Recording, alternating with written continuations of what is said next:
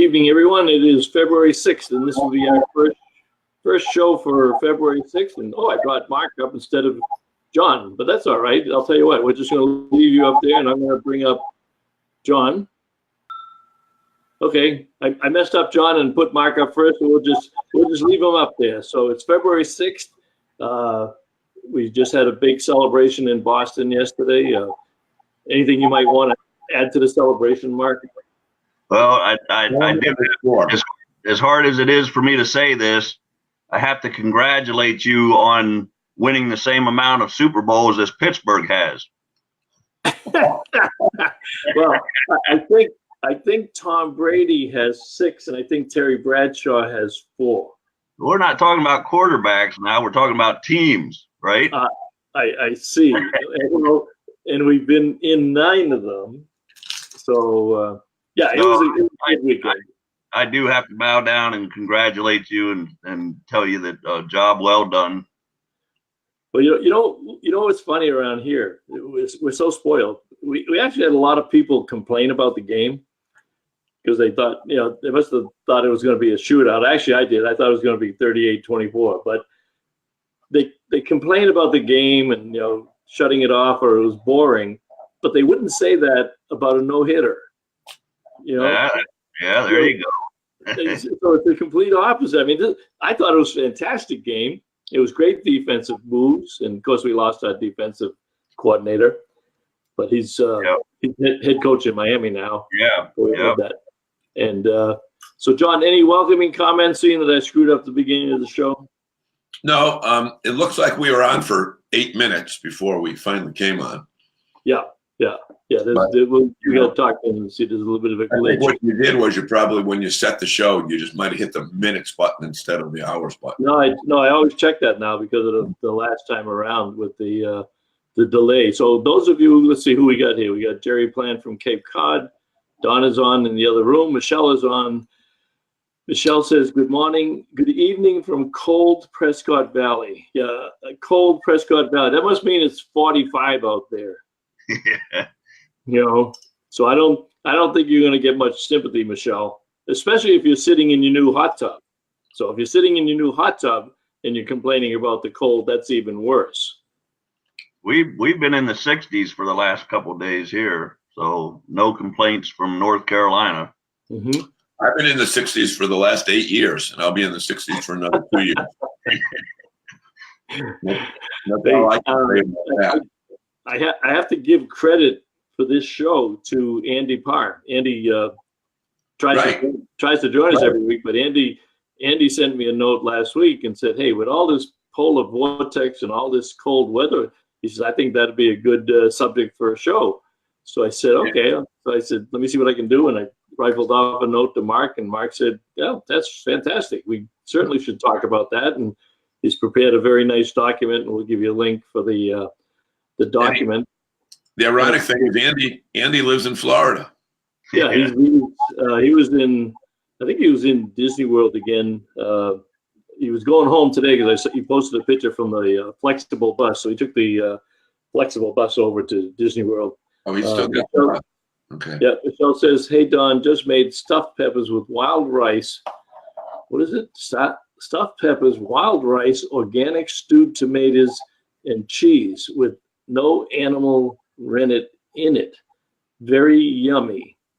Yeah, I say. Maybe, yeah, doesn't sound yummy. Doesn't sound yummy to me. No. Especially after my big lunch with veal parmesan at our favorite little Italian restaurant here in Hudson. So. Hey, I don't have a picture yet. On all I have is the logo up. Really? I got 4 blocks up. All 3 of us. There we go. Yeah, there we go. 4 blocks. Yeah. Okay, we're ready. So, Mark, you gave us a lot of talking points, but give us a kind of a 30-second overview of why you also think it's important and kind of the polar vortex that brought cold weather back into everybody's backyard and record temperatures and what have you. On as far as what it can do to RVs? Yeah, if you want to give us, but what's the top? You know, you prepared this kind of like a white paper for us with, and I got your talking points. But yeah, Mark, this is an RV show, just in case you're thinking it's the Well, he lost me there for a minute. Super Bowl post game show. That, by the way, but you wouldn't know that. You're from Pittsburgh. Yeah, I'm originally from Williamsport, Pennsylvania. So when we experienced weather like this, I always remember as a kid, my dad would call it a hard freeze. He would say, "We're in for a hard freeze," and you knew right away that meant to get out the sleds and to get out the toboggans, and it was going to not only drop down below freezing, but it was going to stay that way for several days or a week. So, you know, that's the way I always related to the. Now they're using polar vortex now as a more common term, but back then a hard freeze meant that if you had an RV, you better be out there getting it winterized if you didn't already do so. So we got Greg Bitto joining us from Cleveland, Ohio. So he knows a little bit about that cold weather up there off the lake. Thanks for joining, Greg. So we've got a pretty good geographic diversity here. But Mark, on this thing here, when Bob talked to you, you just kind of amazed me because you went ahead and put together an amazing document that we're going to use as our outline for tonight. But my first question to you about this, and I know you want to go into specifics about plumbing, about refrigeration, about appliances, etc. Hey, before you jump there, John, I just put up the URL. This is the URL to the paper that we're talking about, but I will also post it later in the comments. So this is a different one. This is Mark's blog. So when you go to RV101 with markpolk.com, slide down, it'll be the first new entry, and it's titled "The After Effects of Frigid Temperatures on Your RV, What You Need to Know and Do." And that's kind of what we're going to walk through tonight. Right, Mark? Yes, absolutely. And Mark, I know you want to, we're going to talk specifically about certain topics, but I think one thing that everybody will have an interest in, whether they're in Florida or whether they're in California or whether they're in Cleveland, is the extreme temperatures that we've been dealing. Last week here in New England, Bob, what did we get to? -15 wind chill? Yeah, with the wind chill, yeah, -10, -15, yeah. And then yesterday it was 61 degrees in this area.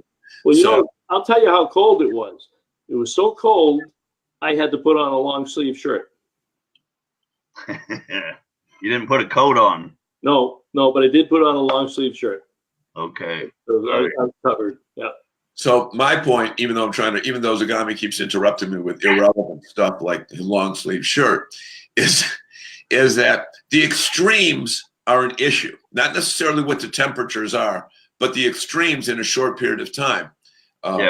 If you could talk about that aspect of it and then get into the flow of this outline, I think people need to be aware of that.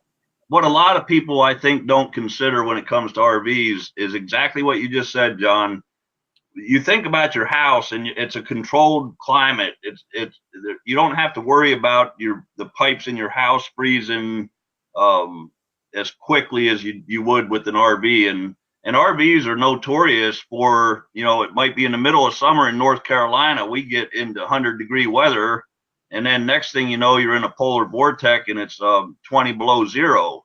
So all of those drastic swings in temperature can affect your RV in lots of different ways. Expansion and contraction is a big problem when you start talking about those temperature swings. Just say, for instance, up on the roof of the RV, when you go around and put your sealants around all the seams, the sealant might be touching metal on one side and then touching the rubber roof on the other side.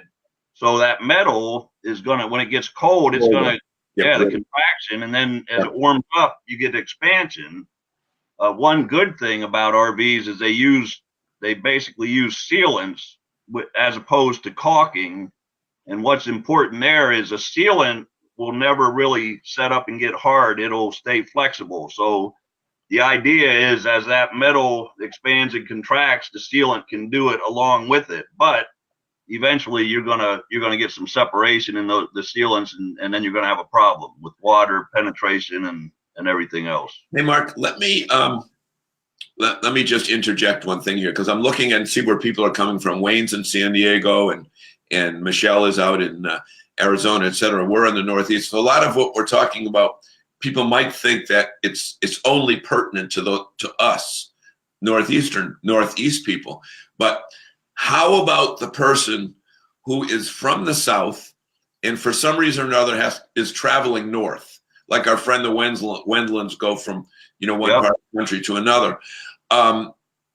They've got to take precautions when they're on the road as well, right? Yeah, and I think a lot of times I don't know if people are really prepared for the reality of that, because unless you've experienced those extreme cold temperatures, when you leave North Carolina on a trip, you might only be packing, blue jeans and a sweatshirt, and then you get to your destination and you're running out to the store to buy a new parka or what have you.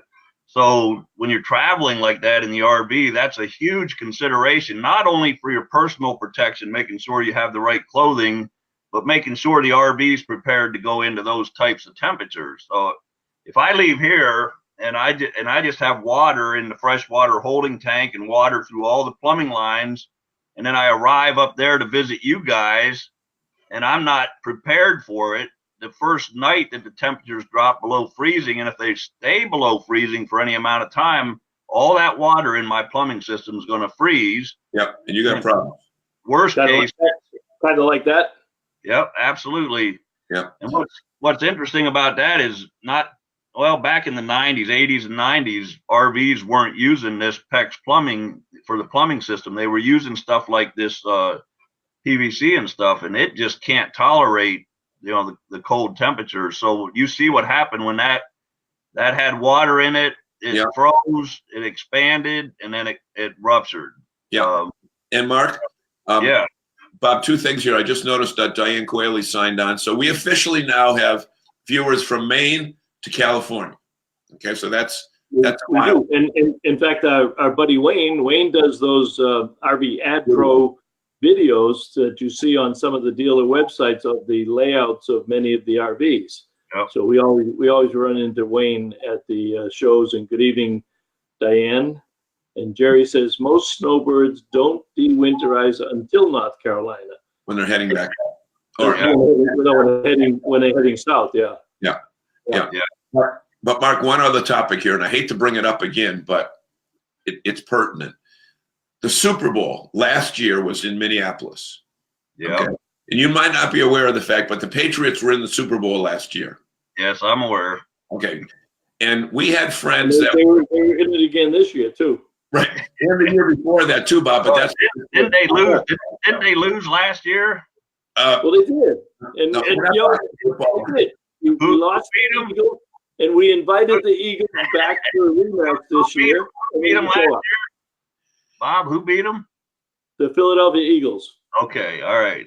So we invited them back for a rematch, and they never showed up. Okay, so I'm trying to keep on topic here while you guys are playing. I'm going to take over the show in a minute. However, there were people that I know that live in Philadelphia that called me and said, we're thinking of renting an RV to go to Minneapolis. So I checked the long-range forecast, and I said, they were going to fly from Philly to Chicago and pick it up in Chicago. And I said, it says it's going to be 5 below. And the guy said to me that the RV dealer said, no problem. It'll make it if you run the engine or blah, blah, blah, blah. So I tried to tell them no. And they were going to park in a hotel parking lot, and some people were going to stay inside and some were going to stay out. Anything. It froze up the first night. So, I think even running the RV was not going to save it when you got down to 10. The worst thing with what you just said right there, the worst thing was somebody to rent an RV and probably for the first time ever use an RV. Right. And so even if you took precautions, they're not going to be prepared or know what to do. Now, what they might have been saying is if all the plumbing is above floor level and you keep the furnace on, then there's a good possibility that nothing's going to freeze. But they don't understand. They don't know where the plumbing's at or where the freshwater holding tank's located. So, they're going to have major problems. Right, exactly, which they ended up doing. But in that case, it was a rental. So they weren't weren't concerned. So I can remember in the coldest weather we ever camped in was we went on a hunting trip up in Pennsylvania, up in north central Pennsylvania. We had our Class C motorhome, and I believe, if I'm not mistaken, I think it was 8 degrees, and that the furnace never shut off. It never shut off that night. The next morning, I got up, I made a pot of coffee, and I was getting ready to go out hunting, and I poured the coffee in a thermos, and the thermos exploded into about 1,000 pieces. It was crazy. Yeah. So crazy. We got a couple of questions. We got a new visitor, Dolores Cooper. She's coming to us from Myrtle Beach tonight, but she's heading home to New Hampshire the beginning of April. Okay, so she doesn't want to mess with the winter until at least April. And then Adam Letter Reisler, I want to inspect, this is the first question of the night here. I want to inspect my roof. I got a used travel trailer and don't know the roof rating and can't find any information. I have a 2015 Forest River Wildwood 195 BH. Can I get on top with no problems? Well, back. How much do you weigh, Adam? You don't have to tell us, but go ahead, Mark. Well, back when I was selling RVs, the simple rule was if it didn't come with a ladder on the back, that pretty much meant that it's not rated to support your weight. I mean, they used to have an option called roof rack and ladder ready, and then the dealer would have to make a decision whether to add the ladder. But I would say if it doesn't have a ladder on the back, you might want to contact the manufacturer and just verify, because in some cases, some roofs just aren't, not good for a 200-pound guy to be up there walking around on. Right, and the ladder might not even be good, because my ladder says 215. And I'm right at that level. I'm over that amount right now. And the other thing I think on this person's question, it's nice we're getting questions before we've begun our subject matter. Because always talk. We got one from Greg Bitto. He wants to know, would Eternabond be a good solution for sealing the rubber to metal /fiberglass roof joint? I say use nails instead. If you put the Eternabond on properly and you don't have any small little tunnels where water can get through, you have to be really careful, because as soon as it makes contact with the roof, it's going to adhere to the roof. If you really do a good job putting it on, I actually did it on our motorhome at the front and rear caps, where the rubber roof terminates into the fiberglass. I just put the Eternabond all the way across those seams, and I've never had to be concerned about it or worry about it. Okay, so Adam's at 185, so he might be okay. But I would ask the dealer. I would probably ask the dealer to get the roof drawing from the manufacturer. They'll complain. They'll tell you they can't get it or find it. But I think they'll know if it can be walked on. They'll tell you yes or no. I mean, he just needs to contact the manufacturer or go through his dealer. They'll be able to tell him if it's a walk-on roof or not. And a good service manager should be able to tell him that, right, Mark? Yes, absolutely. Yep. Mark, but another thing to take into account here, he said he's got a 195 BH. I'm guessing that 195 means 19 and a half feet. Bunkhouse. Bunkhouse. Okay. So which might mean that if it's only 19 feet, there might be areas of it that are slanted. Okay, so they're not perpendicular to the ground. And that's another thing you got to take into account, that if you're walking on that roof and there's enough snow that you don't see where it starts pitching, you can start walking over it and you can be on the ground in a minute. Oh, yeah. Now, if we're talking about going up there when there's snow, I would recommend strongly you don't even do that, because if it's got ice and snow and you don't know where all those obstacles are, the holding tank vents and the roof vents and all that could be covered by snow, and you could have a terrible, terrible accident. So there's a picture of a motorhome with some snow on it, but yeah, you're right. I mean, even if it's a curve, in fact, it's even more dangerous if it's a curved roof. Yeah, but that could be ice under the snow because it rained, it froze, or it started to melt one day and then snowed again. So when you see that, it's probably too late. You really gotta wait till the spring and get it. When it comes to snow removal, you do want to get that heavy weight off the roof. I mean, you don't want that ice and snow sitting on there, and and as it melts, it's just more potential for a leak. So I say get the snow off, but what I would recommend is using a step ladder and a push broom. Right. Just get what you can get off, and get as much of it off as you can, but don't risk going on top of the roof in those kind of temperatures and ice and snow. By any means, because there might be some ice there. It doesn't even look like ice, and before you know it, you're gone. And if you're out there alone and you fall from your roof, you're not looking. So I think we should say, for legal purposes, that we're not lawyers, but we are not telling you to go on. We are telling you to not go on the roof. Get it done by a professional. Yeah. Hey, John, let's do something that we forget every week, right. And we're going to do it at 20 and 40. Yeah. Ladies and gentlemen, we want to thank you so much for joining us tonight. One of the reasons that we're able to reach thousands of people each week is because of you, our listeners. So what we'd like to ask you to do right now on the bottom of your screen where it says share, just share it. Tell everybody you know that even right now we could probably double our number of viewers right now if you just share it right now. Take a minute to share. We promise we won't get into anything that you'll miss, but share it. And if you don't want to share it now, after you're done, share it.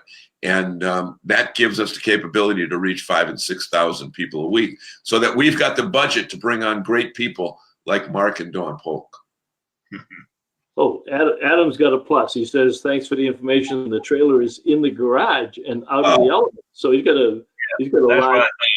Yeah, I thought he was just asking if he could get on the roof. I mean. Yeah, right. Yep. Yeah. So Michelle says our Lance 1575 is a non-weight bearing. She says room, but she means roof. We use ladders on both sides, and if you need to, use a board to disperse your weight so you can see what you need to see. Yeah. Now, that was a hint that she learned from Happy Campers up in New York when she took the unit up there to get a little water leak taken care of. Because I saw the video that she did with the service guy sitting across the board on the roof. On your first one, you talked about the frozen water line in the water heater. Was this? Yeah, this is a slide for the water. Explain what you wanted to talk about there with the water heater, or was that just an add-on conversation? Seeing we covered a lot. This is really interesting because what happened, I was working at a dealership in North Carolina when this happened. The person that brought the RV in, he actually bypassed the water heater so he could winterize the RV, but he forgot to drain the water out of the tank. And that's what happened. It froze, expanded, and ruptured. So I think the lesson to be learned there is when you might think your RV is winterized, but unless it was winterized by a professional, someone that really knows what they're doing, there's a lot of little things that can complicate the winterizing process that a lot of people aren't aware of. So you just want to make sure that when you get your unit winterized, that it was done properly by someone that knows what they're doing. Yeah. Jerry, if we go back to the Turnabon question, Jerry Plant's got a question. Jerry's with Major's RV Service Center down on Cape Cod, which is probably our most qualified service center in New England. Most of them are master certified techs. He put a note on and said, Dicor around the edge of the Turnabon. So is there a particular, what product might he enjoy?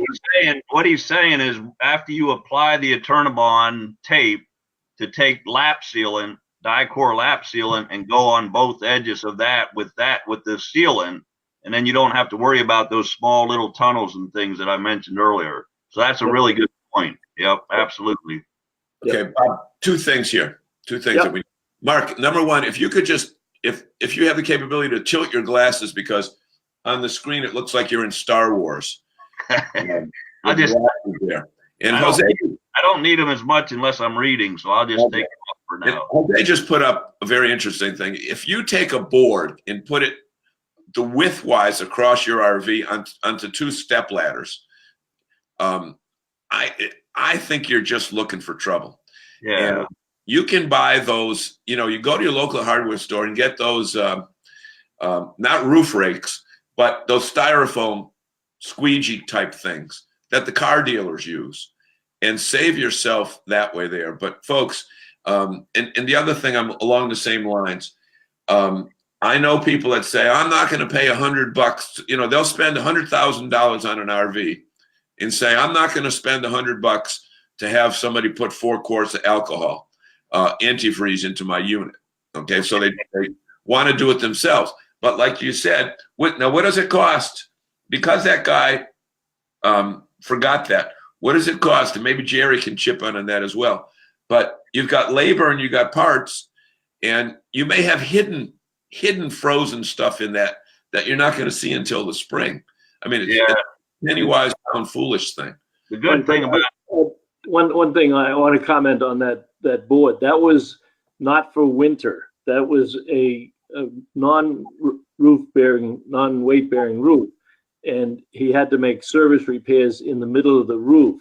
So he put the plywood down on it was a cold day, but a bright day.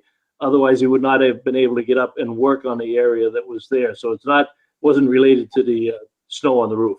Yeah, he's saying he put it up there so he was able to get on the roof and do what he had to do, and that was it's with the board there. It kind of let his weight, go across the board instead of walking on it. He's distributing the weight over several of the support beams. Yeah. I still maintain, if you've got those issues, let a trained professional do it. And, like they say, don't try this at home. For $100 to have it winterized, I think you're being crazy if you're going to spend 80 to 100 grand on an RV, and you don't want to spend another $100. That tank was a huge oversight because, like I said, he actually did bypass the water heater so it wouldn't fill with 5 gallons of water, but he didn't drain the tank. So that was a huge oversight. And it probably had 5 gallons of water in it. It did. Yep. Yeah. You got a paragraph here on batteries, Mark. You want to talk about this one? Yeah, absolutely. You may have experienced this at one time or another. It's the extreme cold temperatures. Let's say it's about 15 degrees outside. You go out to start your car and you get nothing but a clicker or something, and the battery doesn't turn over to start the engine. Yeah. Yep. Basically, we'll start here. The solution, the answer to this, the preventive maintenance to avoid that from ever happening is to always have a fully charged battery. If your battery is fully charged, you can actually withstand temperatures up to about minus 70 degrees Fahrenheit. But if you have a weak cell or a damaged battery that's damaged internally, or you have a partially discharged battery, what happens is a battery like that, a lead acid battery, is about 30% sulfuric acid and about 70% water. So it's an older battery, and you've been adding water for several years to keep it topped off. And now it's a little bit weak, or it's partially discharged. And on a cold day like that, 15 degrees outside, that battery isn't going to have enough stored energy to turn the starter over to start the engine. And if it gets really cold and stays cold, a battery in that condition could actually freeze solid, expand, and break the plastic casing. Here's a kind of a neat example. When I was in the Army and I was stationed in Germany, I was in charge of I ran the motor pool. We had about 325 vehicles, and anytime we went into a hard freeze where it was going to go below 32 degrees and stay there all night or for a week or what have you, every 4 hours, soldiers had to report to the motor pool, and they had to start the tanks and the trucks to prevent things like that from happening. So we were starting them up and letting them charge for about 30 minutes, and then they'd go back up and go to bed, and 4 hours later another crew would come down and do it all over again. We had thousands of batteries, and it was a big deal, and you can't take 1,000 batteries over and exchange them for new ones. So we had to do what we had to do in those cold temperatures to make sure we didn't have all these battery issues. But that's good, because of the Army, and you had a bunch of guys sleeping in the barracks to take care of that. But what does the consumer, what does the RVer do? Well, that's what in the article I said, I'm sure I'm not going to find too many people that want to get up every 4 hours and go start their car. So the answer to that is to always make sure your battery is fully charged. If it's fully charged, you have no problems. But if it's, if you go out on any given day and your battery is like, just, and then it starts, that's a warning sign. That's telling you that there's something internally wrong with that battery.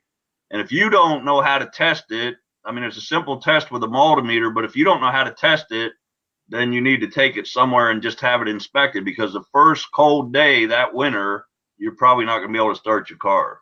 Yeah. And just for the record, Mark, I wake up every 4 hours, but it's got nothing to do with starting the car. Maybe when you wake up, you should just run out there and start it. Yeah. That was an age-appropriate joke. Yeah. But, Bob, can you who I'm rolling on TV has joined us late again. He must have trouble setting his clock to come to the program on time. Just like we do. Huh? So we wind up being early. But that's also another place that people can see Mark Polk and Don Polk, because they do segments on Rolling on TV. And also, you and me. And you and me. And you and me. Right. Or I should say me and you. Me and you. Michelle. Lori. Right. Yep. Popular people. Jerry Plant, I saw something there. Jerry says Majors sees 2 or 3 of those tanks busted like that every year. Guaranteed. Hey, I'm talking, we're down in North Carolina and we see it. It's just amazing to me. It's, people, I can't tell you, when I worked for the dealership down here years ago, every spring people would come in with their RV and they would have 2 or 3 or 4 ruptured lines, and you'd have to pay hundreds and hundreds and hundreds of dollars because you have to locate where all the leaks are and make the repairs. Mm-hmm. Mark, what was the corrosion? What's the comment on this particular picture? Well, when I started talking about batteries, I basically was saying that there's probably 4 or 5 different conditions that can contribute to the battery giving you trouble in cold weather, and one of them is the connections. So a lot of times, again, if you go out there to start the engine and it doesn't start, and then you lift your hood up and you look at the battery, you'll see that one of the terminals might be corroded, or it has a lot of just dirt and debris and everything. And it's a simple matter of taking a wire brush, taking those cables off, cleaning the terminals up, cleaning the nuts up, and then putting them back on. And half the time, that's where the problem's at. Mm-hmm. So it's not just a matter of having a battery that's discharged or a battery that's got some internal damage. Sometimes it's as simple as a connection. But when the cold weather hits, these things contribute to the battery giving you trouble when it's cold outside. Okay, and then what about this one here? That was just what I was saying there was, if you have a multimeter, and a lot of people do in their toolbox, if you want to test the condition of the battery, what I was saying, Bob, was, okay, now the cold came and went, and then you go out, whether it's a motor home or a tow vehicle or just your daily driver, you go out there and it didn't start when it was cold. So there's a possibility that battery froze, or, maybe the casing cracked. I mean, there could be all kinds of things. So what I'm saying is you visually inspect the battery to make sure there's no obvious damage, because they'll actually swell up. The casing will swell up. And if you see that, you don't want to use that battery. But if you're questioning whether, this thing is safe to use, you can just take a multimeter, set it on 12 volts DC, just put the red lead on the positive terminal and the black lead on the negative terminal, and it'll give you a snapshot of the condition of the battery. It's not a real good test, but it's a test that an owner can do. I see. I've got a real small toolbox, and when you open it, I've got the business card for my plumber, the business card for my electrician, the business card for my carpenter. So I don't need a big toolbox. What I would say, just if people are in doubt because it didn't start when it was cold, do lift the hood up and look at it and make sure that you don't see that it's swollen up or it's leaking electrolyte all over the place.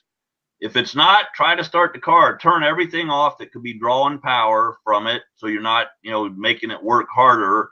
And then just try to start the vehicle and see what it does. But if it's still clicking, then it either froze or it's got a dead cell or it's just discharged, below the point where it's capable of starting the vehicle. All right, let's take a break and take some of the questions. We're already up to 42 comments.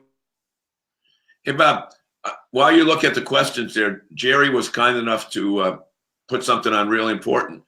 Take a picture of the setup of the battery so that you know what to connect when you're trying to reconnect. Because, Mark, what if you reverse those wires? What type of damage can you do? My neighbor did that.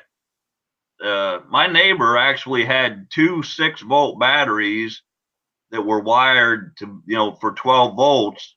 And when he went to replace the batteries, he went and bought two 12-volt batteries to replace them. And then I got a phone call and he said, I got all kinds of problems up here. Can you come look at it? I went up there and I looked and I said, well, you bought two 12-volt batteries and you should have bought two 6-volt batteries. So Jerry is absolutely right.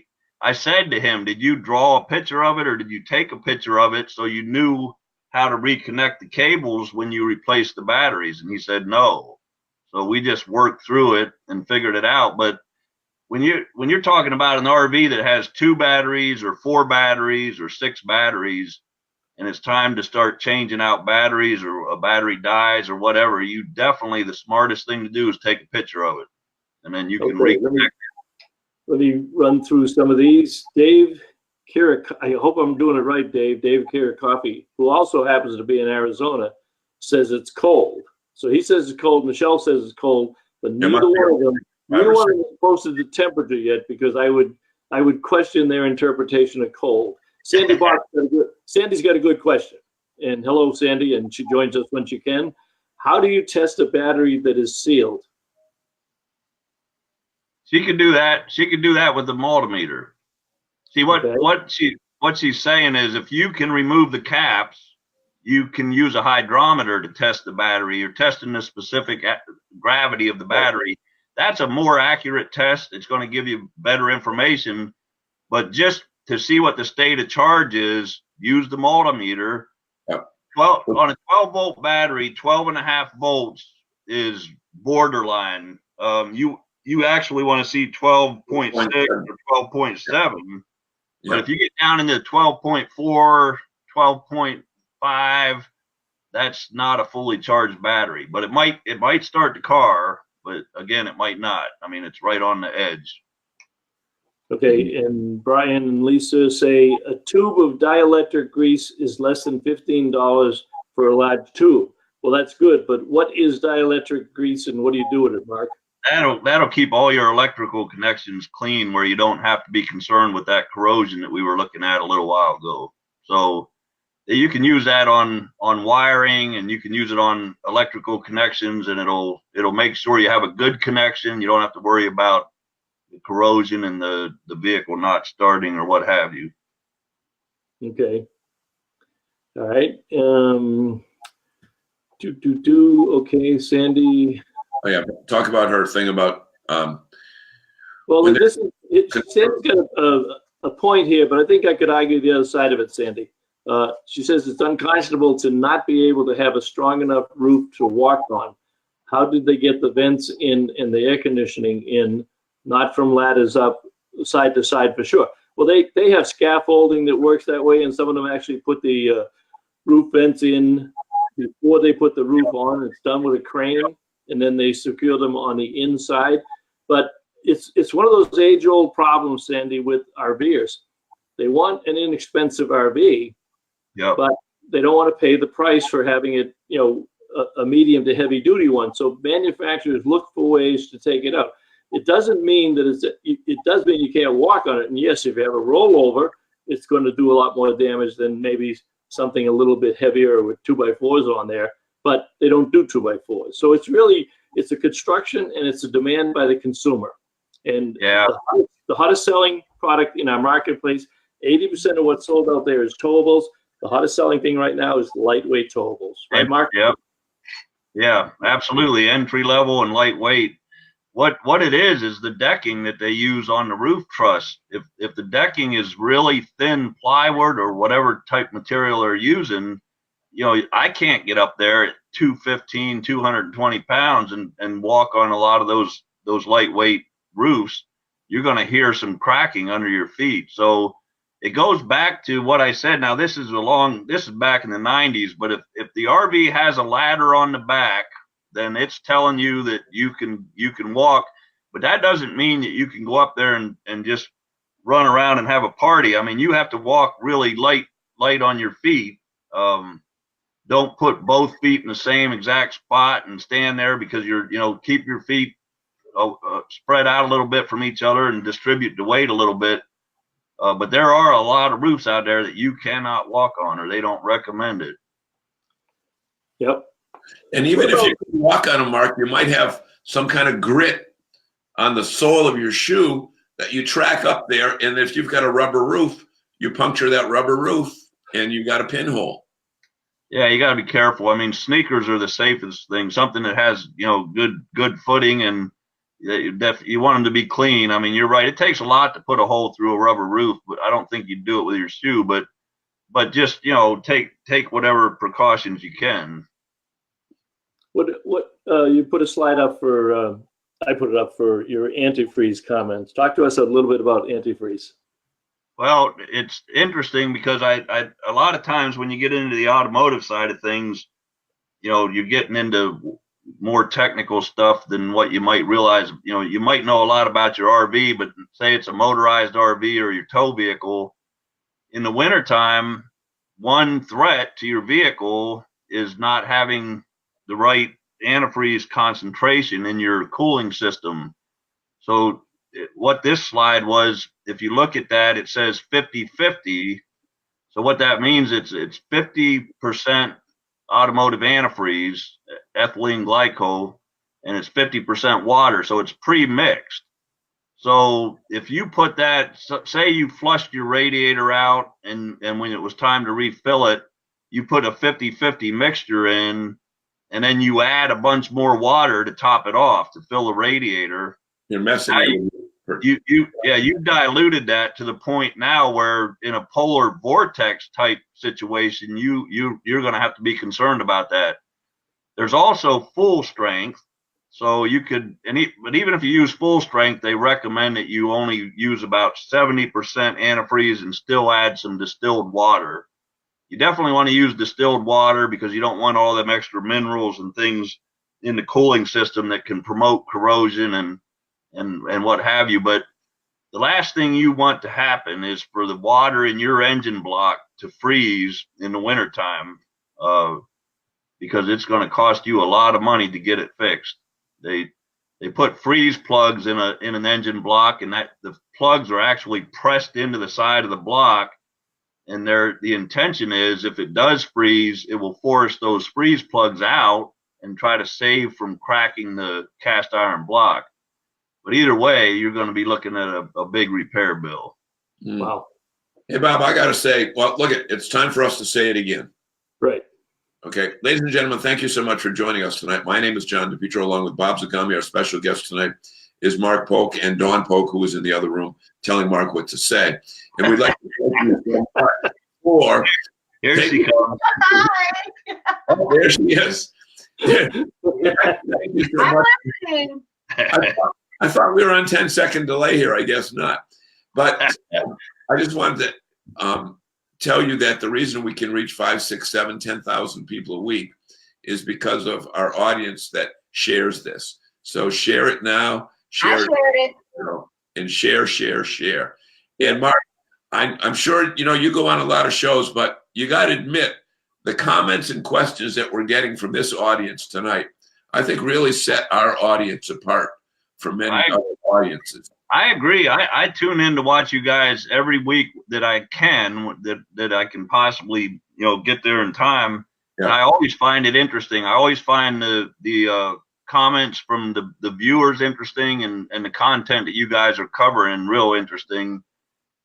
We actually went to and did our low income spay neuter today for our community. We do it once a month where we spay and neuter anywhere from 25 to 40 cats and dogs. So it was kind of late pushing it to get back here in time for this tonight. But now low income, is those dogs that don't have a job? Is that what that's for? That's them dogs that don't want to get out of bed and go to work and stuff. Oh, good grief, you guys. Service for the industry, so you're doing a great job. It's great watching you guys. Good. Add some beauty to the show. Oh, Dawn. Did you guys say you're not going to RVX? Oh, we're going. We'll be there. Well, you are going. Okay. Yeah. Okay. Got reservations made. We are taking the motor home. That's some probably beauty. the first time in a long time we're not going to take the motor home. We're going to fly for once. Oh, yeah, that's right. That's what it was. I saw the note right that you're not going to take the motor home and do that. I'm not sure what this one is, Mark. What is this one? Well, that's the coolant reservoir on the truck. So it's just showing you not only the minimum and maximum levels where it needs to be, but you can see the color of the antifreeze isn't diluted or dirty. That I was saying, if you look at that bottle and it looks like a rust colored, like a brown, dirty brown, and you haven't had your radiator flushed out and refilled lately, that's an indicator telling you it's time to do that. They put inhibitors and stuff in there to keep the inside of your radiator from getting corrosion and getting, blocking off water passages in the engine. And I would say every 3 to 5 years, you need to be changing the antifreeze in your automobile. A lot of people don't do that. 3 to 5 years. That's interesting. So just drain it. It's just a flush and fill, right? Yep. Take it in. Have them flush it and refill it, and you're good to go for another 5 years. Talk a little bit about sealants, and I know we touched a little bit, but you had this slide in your collection. Yeah, that, Bob, was basically, we talked about expansion and contraction, and a lot of times when that sealant ages, as it gets older, it breaks down a little bit, and it doesn't have as much elasticity as it did when it was brand new. So when you get into those wide swings in temperature where polar vortex, minus 30 degrees, and then like John said, next week it's 60, that's a lot of stuff moving up there on the roof that you're not even aware of. So I recommended after that cold weather cleared itself out and the snow and the ice is off the roof, venture up there. If you don't feel comfortable doing that, have your dealer do it, but venture up there and actually get down on your hands and knees and look at those sealants. And when you see a little crack like that, like in the picture, there's a possibility that that's going to allow water to penetrate beyond the sealant. Then it gets underneath the vent or whatever that component is on the roof. Next thing, one day you walk in your RV and you see a stain on the ceiling. That's how it happens. Yeah. Hey, Mark, one of the things, we're talking about this related stuff here about winterizing. And I know that if you go to Majors, and I know that several other of our nerve dealers, when you bring your unit in the fall for winterizing, many of them will provide a roof check, a free roof check.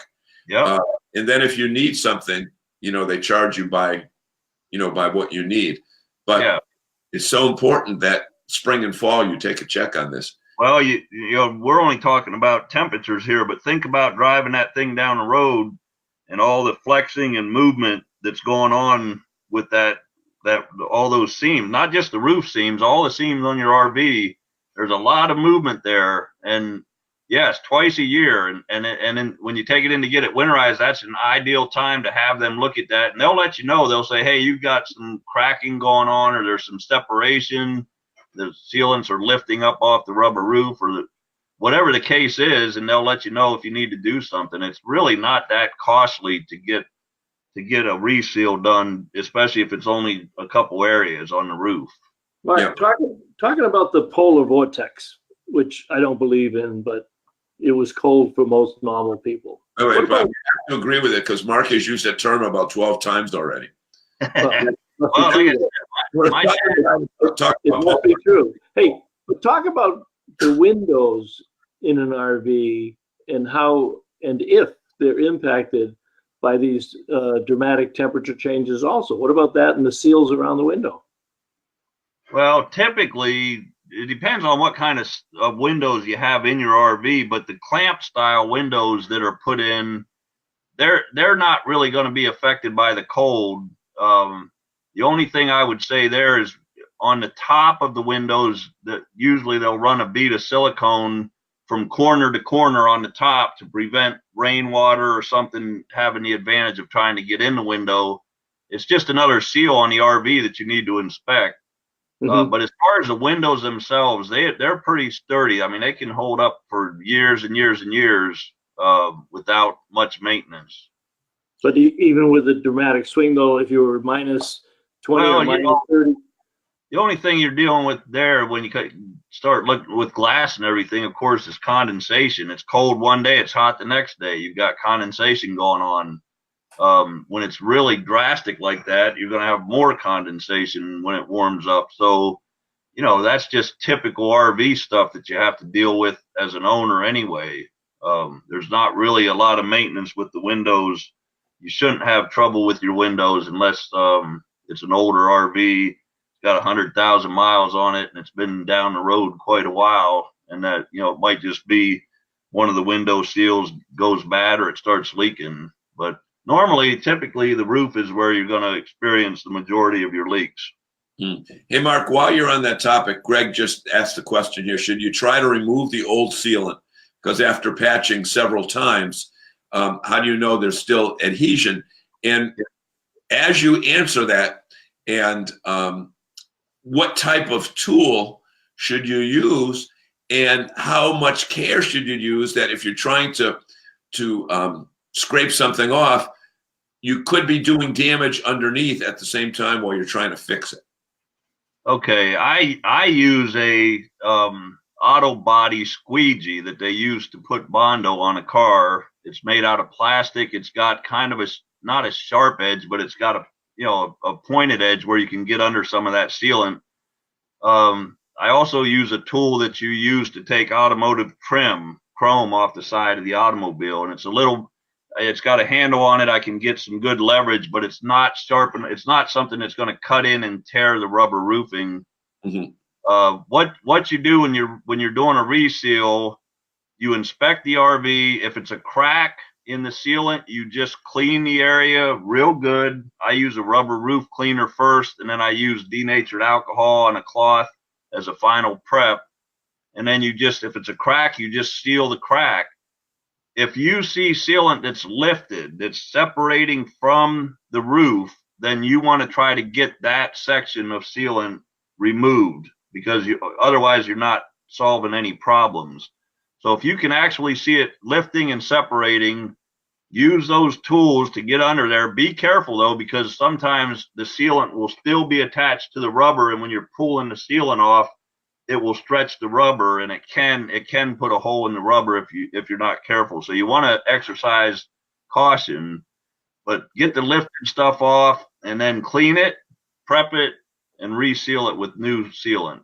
What about on the sealant? Would it be under the roof trim, or do they put the trim on and then the sealant? Do you find different variations? What you're going to have, Bob, is, okay, say there's a piece of termination molding on the end. They're going to put like butyl tape underneath that termination strip. They're going to screw it in, and then once it's attached, they're going to take lap sealant and go along the edges, like Jerry said about going along the edges of the Eternabond, and that's your final seal. That's the sealant that's going to expand and contract all the time. And one day you're going to get up there and you're going to see that it's starting to lift or separate, and you need to pull that section off, clean it up, and get some new sealant on there. Okay. Great comments here. I think it says Lisa, but I got a funny feeling it may be Brian. He says, if there's too much sealant there, remove what is there. Be careful not to cut your, okay, same thing you're saying, the EDM roof, or you can use a flat razor blade. Cut the top off. Yeah, pretty much the same thing that you said there. And he does, that's Two Feathers Restoration out in Deerfield. Well, sometimes what you run into is somebody went up there and they thought they could do the job, and they just pile the lap sealant on big gobs and big gobs. And then next thing you know, you've just got this big pile of lap sealant. And I think he's saying that if you're careful, you can cut some of that away and get it down to where it's manageable and then make your repairs. But typically you don't want to just keep piling more and more on. You want to, you just want to fix what needs to be fixed. You don't have to reseal the whole entire roof. You just need to reseal the sections that need to be resealed. Hey, I think talking from New Hampshire, that's Chuck, right? Yeah, that's Chuck. Yep. Chuck Lundberg. Yep. Mark, people who spend a lot of time indoors in their RV during extreme cold weather, I don't know who those people are, but I'm sure there are some. And the furnace is running a lot. Is it advisable to use a humidifier? Yeah, you're like I said, one of the biggest problems you're going to run into is condensation. And if you're not careful, it can get out of hand. So anything that you can do to control that is going to be a huge help. So yeah, a small dehumidifier is ideal for situations like that where the heat and the cold are constantly making contact with each other and creating vapor, or water vapor. Yeah. Who would those people be, Chuck? Who would be those people be? What group of people would be the ones who fall into that situation? That would probably be, could be full timers that are living in campgrounds. We don't have too much of that up here in New England, mainly because of the cold weather, and most of the campgrounds don't allow it. But there are some people that do live during the winter. Yep. There are a lot of people. A lot of people like to go do winter activities. They go snow skiing, they go hunting, they do all kinds of things in their RV. And if you have an RV with an Arctic package and you've got dual pane glass and you got heated holding tanks and the basement's heated where the water's at, and you can go into these types of temperatures and use your RV year round, but you got to know what you're doing or you're going to have some trouble. Yep. So, speaking about knowing what you're doing, because we're coming up on the hour, we'll put a good plug in for you. But one of the things that you've launched recently, and RV Education 101 is a NERVDR associate member, and we have your training programs on your site also. But explain the thought for those that are on tonight that may not know about the new feature on your website and your online training. Explain what you've launched with that, Mark. Okay. We're celebrating our 20th year in business this year, so that's a milestone for us that we're proud of. When we started this it's a video and information company about RVs, and when we started, we were doing VHS tapes, and then we evolved to DVDs, and then we evolved to instant download stuff. And finally, I think we're at the point right now, the pinnacle. We started RVonlinetraining.com. So we took all of our full feature training videos, we updated them with the most current information, and then we went into a new platform where we can post videos, we can post text, we can do almost anything we want. So you're not only getting the video training, but I put a lot of my articles. We have quizzes for you at the completion of each section, so you can test and see what you learned. We have, I think, 12 full feature video courses, and I believe 13 ebook courses. So if you're only interested in the text, you can get the ebook. If you want the video stuff, then you go into the video training. Mark, I've been waiting for this opportunity my whole life. You ready? Yeah, I'm ready. But wait, there's more. No, there is more. I mean, we offer an awful lot of free stuff too. We've got our YouTube channel, and we've got my blogs and all that stuff where you can just go to learn, some good common sense RVing. Hey, Don, you have to get up early in the morning if you're going to compete with John and I. Look at the screen. I saw that. Yeah. Oh, all right. Oh, she's got the 3D version, Bob. We just got the flattened version. Right. But yeah. Hey, Bob. Yeah. We just, this is unbelievable because we were gonna release a press release next week. We hit 50,000 sales of the RV book. Finally. Fantastic. Yep.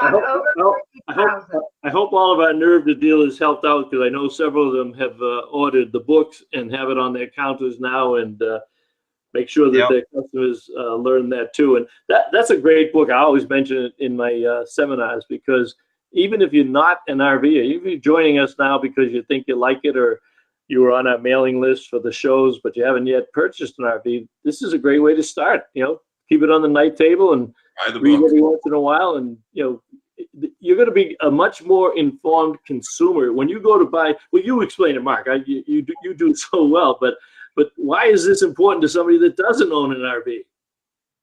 Well, what I did with that was when I started back in the early 2000s, I was writing ebooks, so electronic books. So we would write a book on winterizing and storing your RV. Then I wrote a book on preventive maintenance, and then it was driving a motorhome, towing a trailer.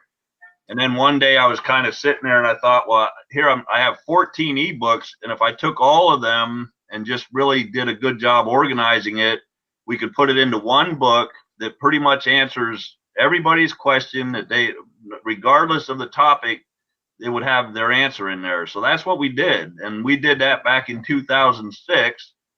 And I believe right now we're in our 7th printing, and it's been revised, I believe, 3 times. So it's current information. It's good information. It covers just about every topic that has to do anything to do with RVs and RVing.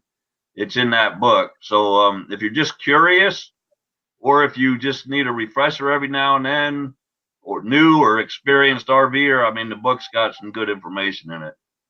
And that, along with your other books and DVDs, so you got the RVonlinetraining.com, but then on RV Education 101, you've got all of your books, your DVDs, and a ton of other information for the consumer there also, right? Yeah. And then we've got our YouTube channel, tons. I think I've got 400 short videos on there, just about every topic imaginable. You can go there if you're looking to find out how to flush your water heater out, or how to some driving tips for a Class A motorhome. It's all there. So tons of information, tons. You could sit probably for a couple of weeks and just digest all the information that we have out there. Yeah. Hey, is an unbiased opinion, an unbiased third-party testimonial. Yeah. Okay. I've got a comment here for Lisa. Said, we have customers that are looking to learn more about maintenance at home. Lisa, I'm the sales guy here.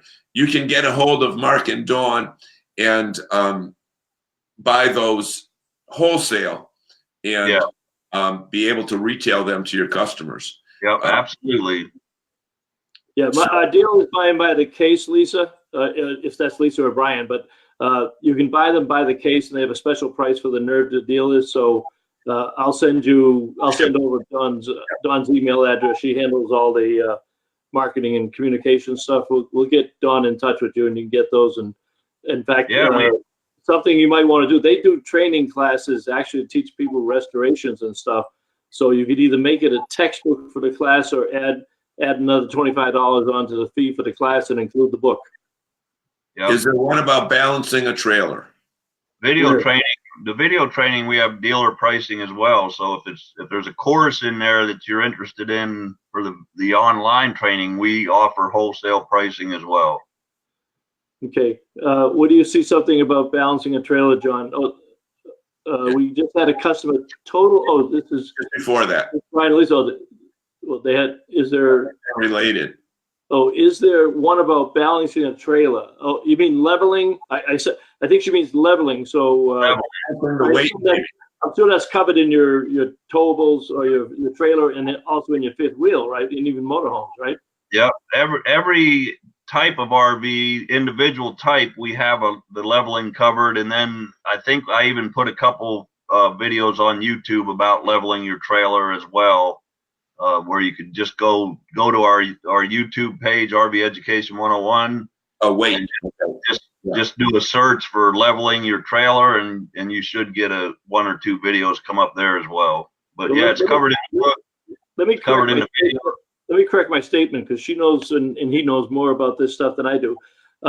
Just Mark, give a brief explanation of the difference between a leveler and a stabilizer jack. Yep.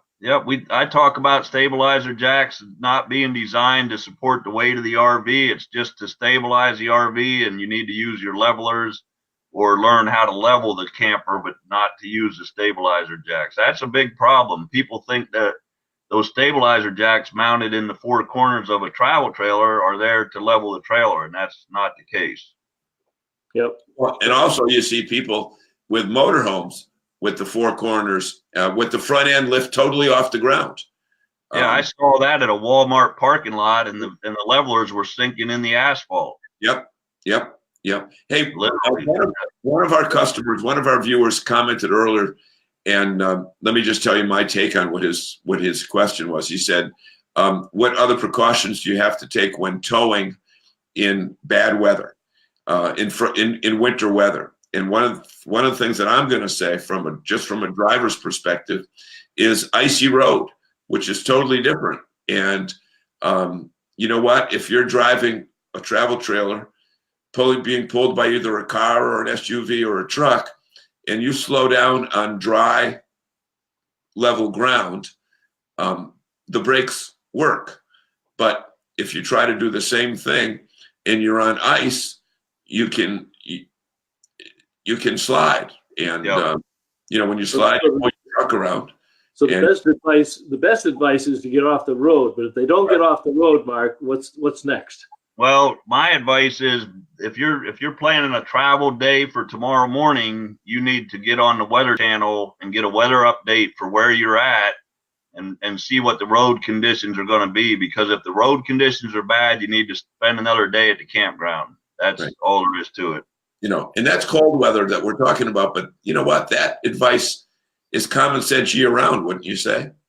Yeah, you gotta travel to safe speed. You gotta have the proper hitch components. You have to have the proper trailer brakes, brake controller. It's got to be set up right. And then you have to just exercise common sense when you're driving and don't follow too close. Don't try it. You can't stop all that weight on a dime. So you got to leave distance between you and the individual in front of you. Just good towing practices. But John, you made a good point when it comes to things like black ice and stuff that you don't even know is out there. It can be a disaster just, in the moment, in a couple minutes, a couple seconds. And a lot of those road conditions are not necessarily where you can see the snow, but they might be elevation related, where there's a 3-degree difference where you've got water 1 minute and 10 minutes down the road, you've got ice. So certainly worth considering. Okay, we are running over an hour, and our viewers are very patient. We still have most of them with us, but I think, I know you've had a long day, Mark, and most people have. So, John, I'll give you the almost closing remarks, and then I'll let Mark close out with any closing thoughts that he has. I just want to thank Mark and tell our viewers that the content that's included in their purchase material, as well as their free material, is updated constantly. It's the latest out there. And I just don't see many places where you can get better material from these guys that are not pushing a certain product or a brand or anything, but they're giving you great generic information to they just want you to enjoy RVing. Mark, any closing thoughts, Mark? Well, I appreciate you having me on again, you guys. And I would just say that if this information that we discussed tonight is something you're interested in, that I wrote an article on it. It's more in depth than what we talked about tonight. Got some good information in it. I think if it might be a good read if this is a topic that you're interested in knowing more about. So that's about it, Bob. Bob, all right. That website one more time, could you? Yeah. You talk, John. I'm going to put the site in there. Yep. Okay. We just want to thank people. And again, when you're leaving the show tonight, please take a moment to share it. And we normally get about 45 to 50 comments. We've got 80 tonight, so you can see the great interaction that we have. Right. And Don posted this down below a little bit, but that's again where you can get to the blog that has all this information that we covered tonight and a little bit more. And Adam, thanks for the kind words. You guys are great and great show. And come back again. Adam's down in Connecticut. Clinton, good to see you. RVing Mark. All right. And Sandy Bach says Mark Polk is the real deal. Mark and Don Polk are the real deal. That's Clinton. I served him in the Army. Always, I can't always, right. I can't see the comments, so anybody that commented, like, we appreciate that. I'm not looking at the comments, so. Well, you can when you go back on the site afterwards, Mark. In fact, we always ask our guests if you go back on the comments, and then you might want to give some individual, just comment to everybody, but give some other answers there. All right, we appreciate it. So next week is February 13th. Hi, Don. Good night, Don. So next week is February 13th. I'm not sure who our guest is going to be, but it's the night before Valentine's, so we don't have to fight Valentine's Day. But everybody have a great week. Stay out of trouble. I know it's going to be a little bit icy up here in the morning. We got overnight ice. And we will see all of you next week. Thanks very much for joining. All right. Good night, guys. Thank you.